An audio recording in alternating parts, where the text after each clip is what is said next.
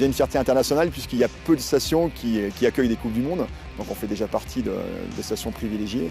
Et puis c'est le meilleur moyen de communiquer sur le ski aujourd'hui puisque les retombées médiatiques de l'année dernière, c'est 20 télés qui ont diffusé la course. Il y a eu 90 heures de télé et 224 millions de téléspectateurs. Donc c'est sûr que c'est une vraie chance pour la vallée de Chamonix de pouvoir organiser une Coupe du Monde et de profiter des retombées médiatiques.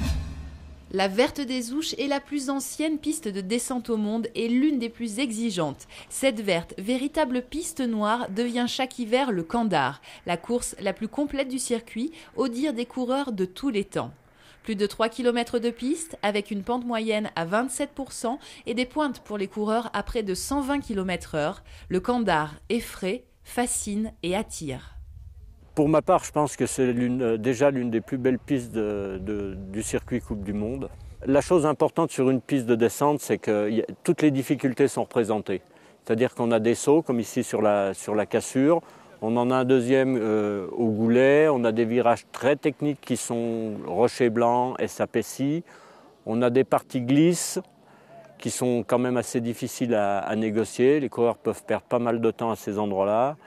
Et puis après, on arrive dans le chose final où on arrive quand même à 1 minute 40 de course et les jambes commencent à être un peu chaudes.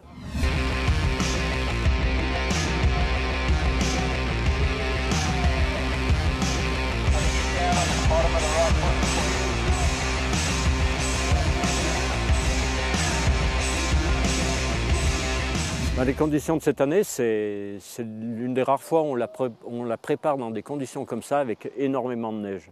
Là, l'endroit où on est, on a à peu près 1m20, entre 1m20 et 1m30 de neige damée, donc c'est exceptionnel.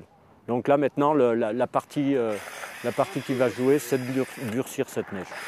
Ça c'est important, on va injecter de l'eau, ça on sait faire. Voilà. Mais autrement, la matière première, on l'a en quantité, c'est pas mal.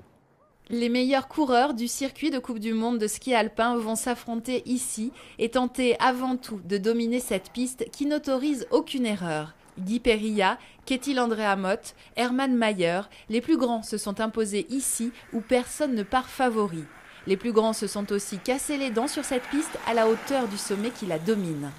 Alors on va évidemment applaudir l'équipe de France puisqu'on est les premiers supporters et dans l'équipe de France on va forcément supporter un peu plus notre chamoniard Guillermo Fayed qui est le fer de lance du club des sports. Voilà, on espère tous, on a récupéré une descente de plus donc on espère tous qu'il va faire son premier podium en Coupe du Monde chez nous, ce serait juste fabuleux et c'est aussi un peu pour ça qu'on fait tout ce travail. C'est pour que nos sportifs puissent briller à la maison.